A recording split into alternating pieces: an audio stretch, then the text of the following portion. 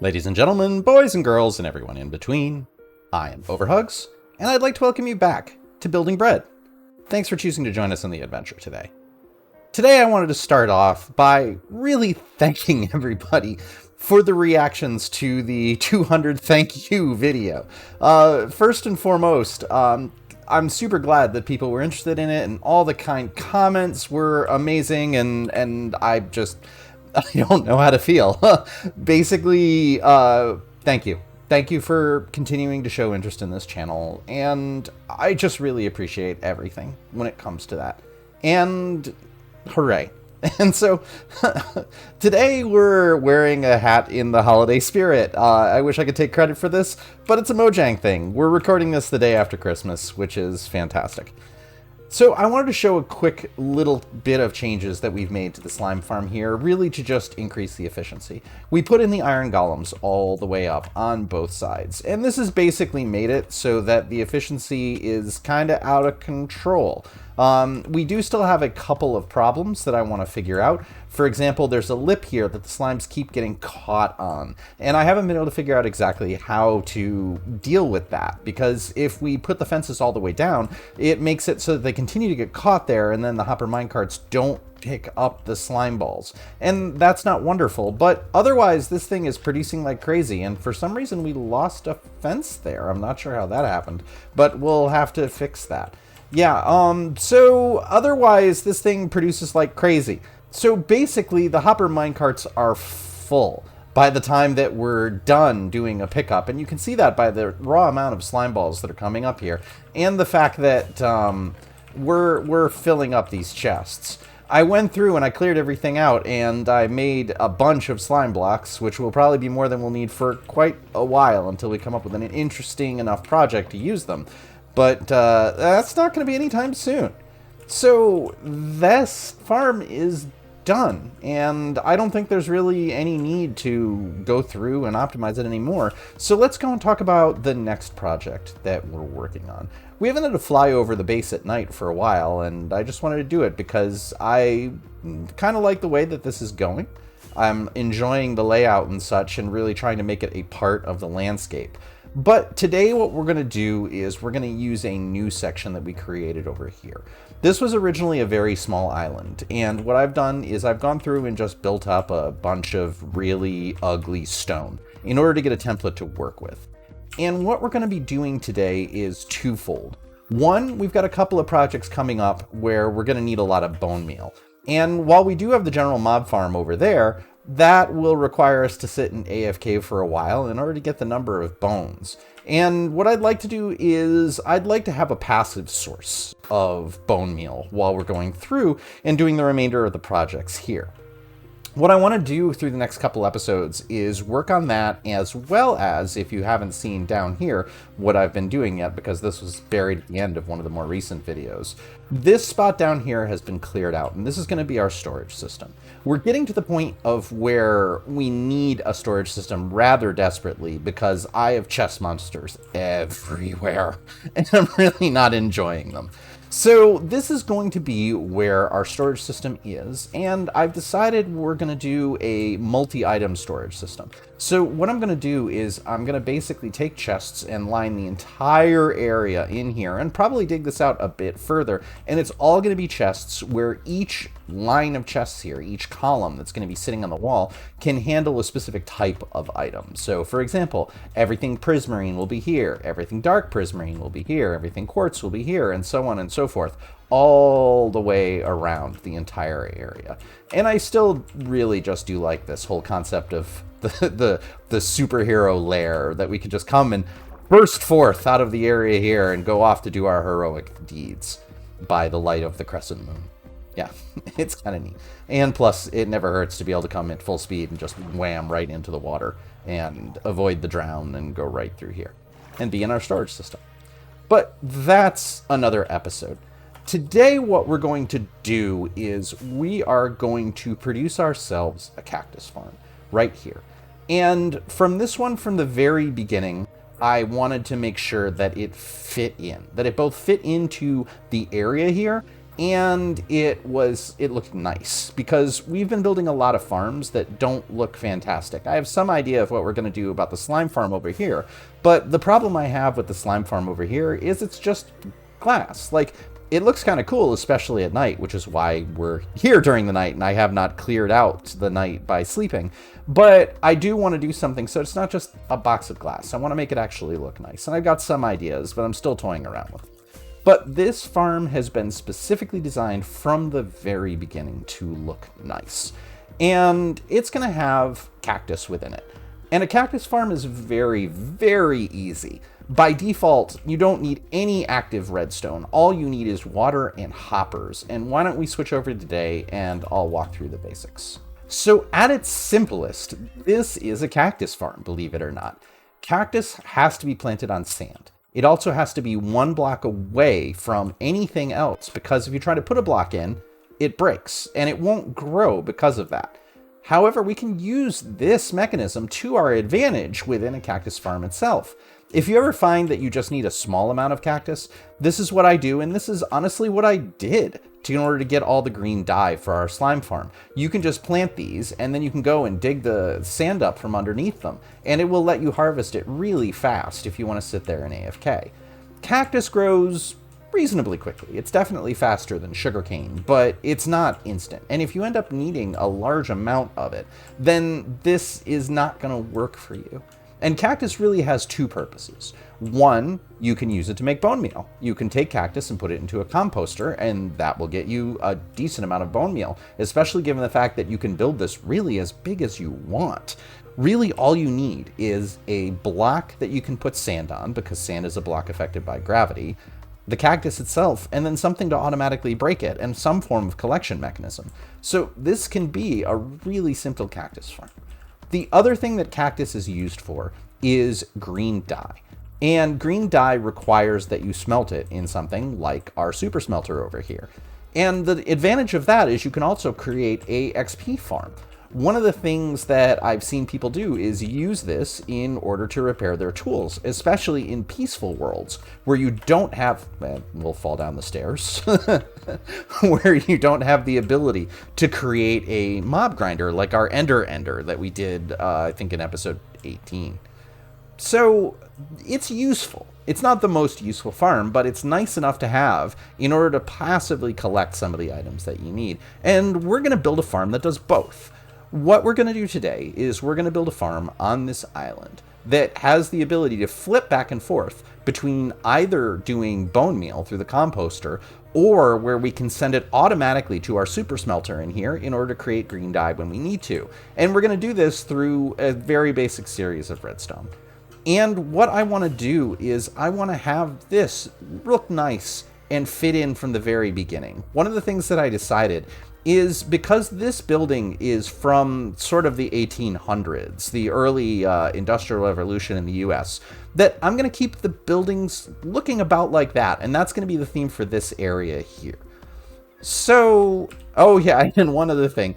I'm recording this the day after Christmas, so that's also why we have the presents here. I love this, and I love the fact that Mojang has done it, although I'd really like the ender chest to be something different. It looks the same as the single chest does, so it makes it kind of hard sometimes, unless you can see the particles of figuring out which one is which. But why don't we go through and build up what is going to be here, and I'll let you try and guess what it's going to be as we go through and build it.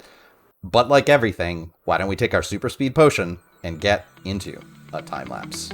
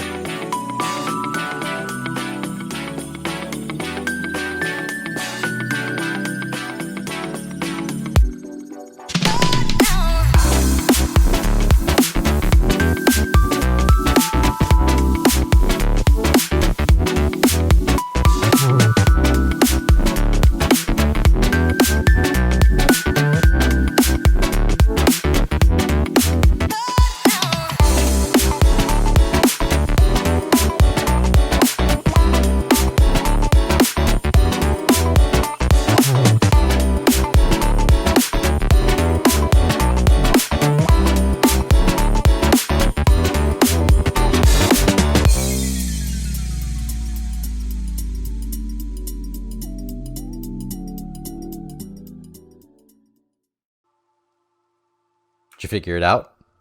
Did you figure it out before the reveal? Last chance. All right, so what we have made is a lighthouse. And the lighthouse is largely filled with the cactus farm. And let's head over and check out what we've got. Basically, this was built from the beginning to sit on this space and to encapsulate this area. And I'm not done yet. There's still a lot of detailing that needs to happen, but you see we fixed the ugly giant stone block at least by texturizing it and putting in a couple of different blocks and really just trying to break up the monotony of the giant block itself. I'm not done yet here. There's still some more things that I want to do, like probably take some vines here and add them, because there would be seaweed or something on a rock like this that's right out on the ocean. But basically the story is we'd like to have something here that can warn any ships that are coming along that they're approaching this rocky island and this giant greenhouse and everything. So the nice thing is, at least, is you can see that it does work a bit with the lighting itself. There was no real way I could figure out to go through and get a good solid lighting effect. The light blue glass really made it nice in that it diffused the light, and I'm really enjoying flying through the snow here. This is just a really nice Christmassy effect that goes well with the hat. But yes, yeah, ho ho ho. But yeah, there's still some detailing, and I still want to clean it up a little bit, but this is largely correct with the structure. So why don't we fly over here to our storage area and not get ambushed by you. I saw you. Good try.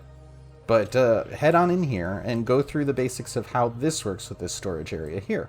So we have the singular hopper that the array comes down into, and then it loads into this chest. And as you can see, we've been running this for a little while, and it's a decent amount of cactus. Like, this will never be a huge rapid performer, but it doesn't need to be, because realistically, we're only doing it for 2 things.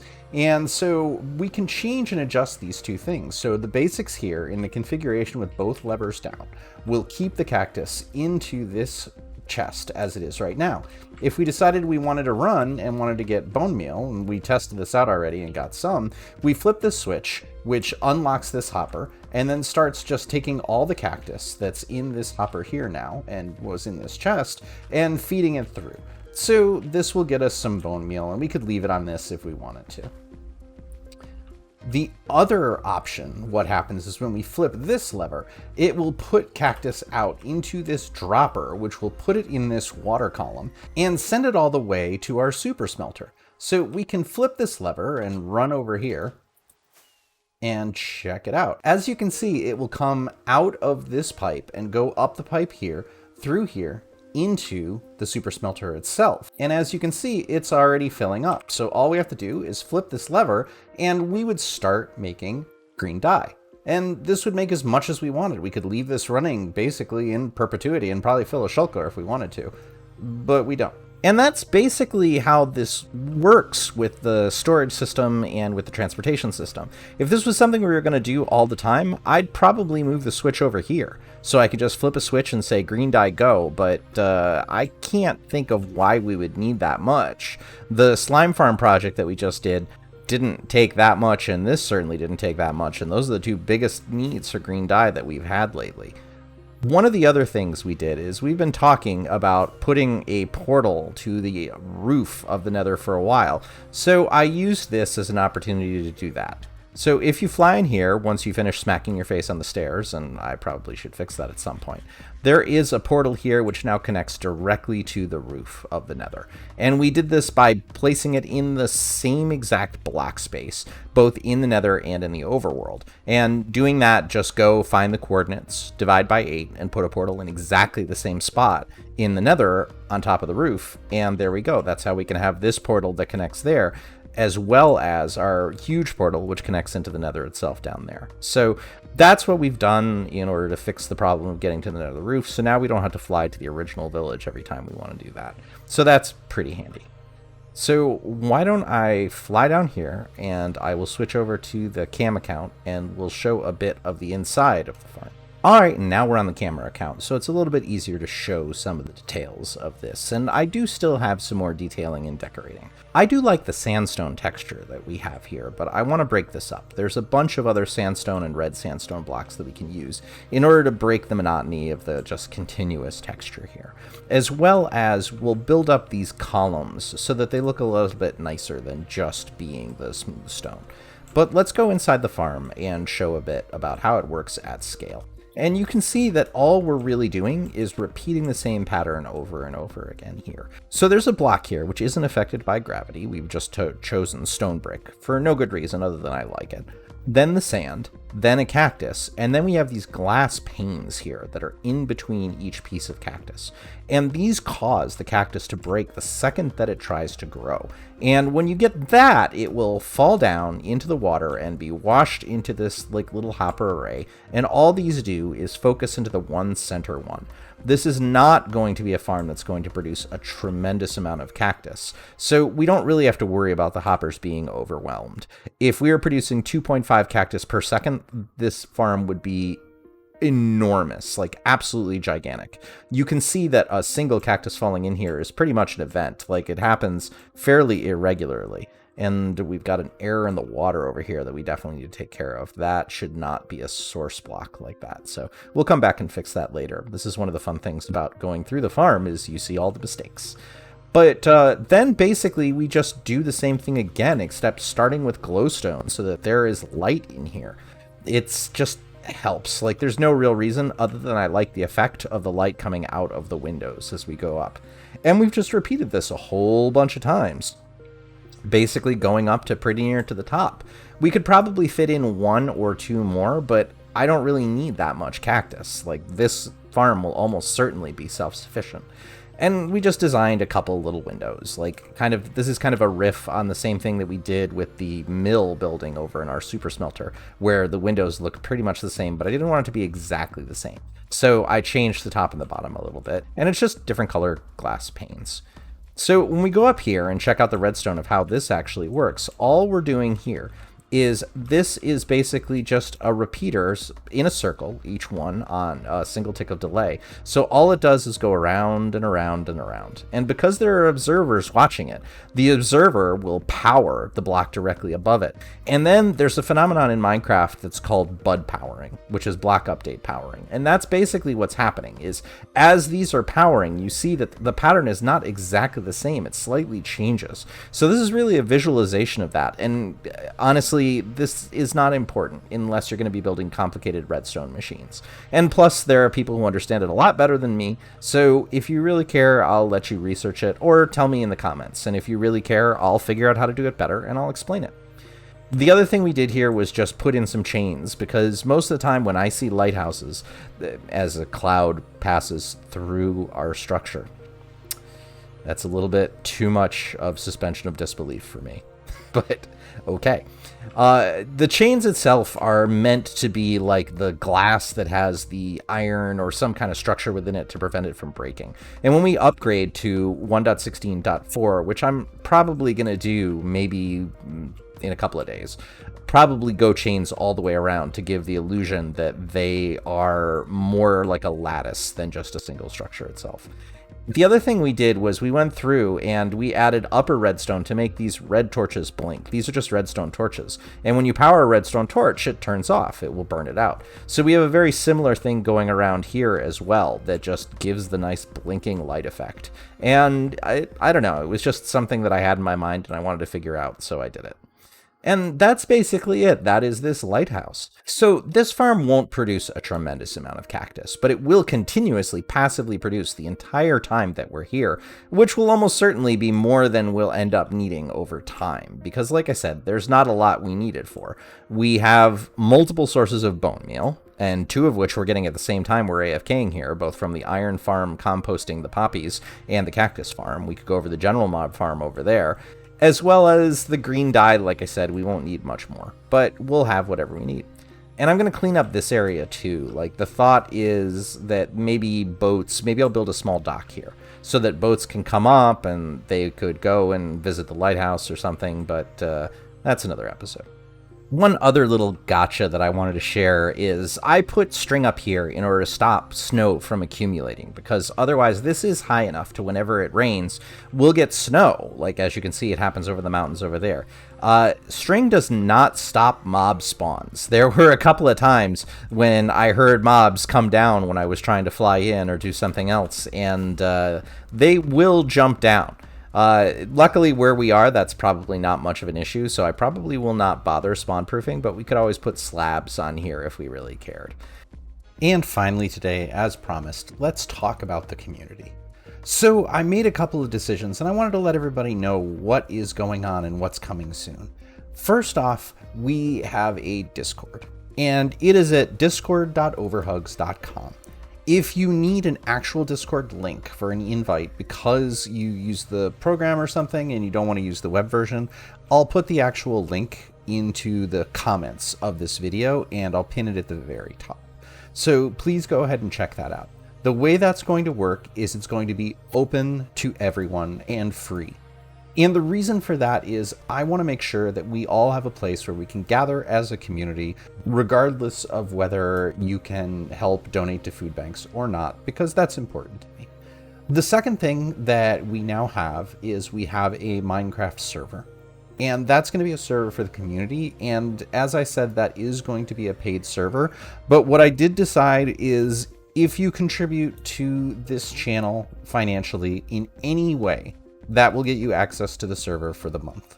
So if you want to go to Patreon, which that link will also be down in the comments, if you want to go and follow and eventually subscribe on Twitch once we get to that point, and eventually if you want to join on this channel as well, anyone who contributes financially so that I can donate money to local food banks will get access to the community server. And the reason for that is it does cost money to run the server. So I want to make sure that we're getting contributions that I can donate off of that for anybody who wants to come and play. What I'm also going to do, in case you cannot, for whatever reason, do that, is every video I publish of the Building Bread series, I'm going to pick 2 people that comment and are subscribers in order to give you a free month on the server itself. And what that will do is ensure that as I try to put one of these out a week, that we'll have 8 people that will be able to come in and play regardless of if you can contribute or not. It is important to me that people get the ability to check stuff out regardless of whatever your financial situation is. That being said, I would love to see you in whatever way you can join. Everyone is definitely invited to come and join Discord. And if you want to be a part of the community server, please check out the Patreon link and go ahead and subscribe to the monthly plan. And that's going to do it for us today. Once again, I wanted to thank you for choosing to spend your time on the adventure with me. I am OverHugs, and this has been Building Bread. As we just said, I donate all the profits I make off of this to local food banks. So if you've enjoyed or otherwise gotten something valuable out of this today, I would really appreciate it if you could like, subscribe, or tell a friend. Together, we can help people that are in need. I hope you have the most wonderful of days, and I'll see you soon.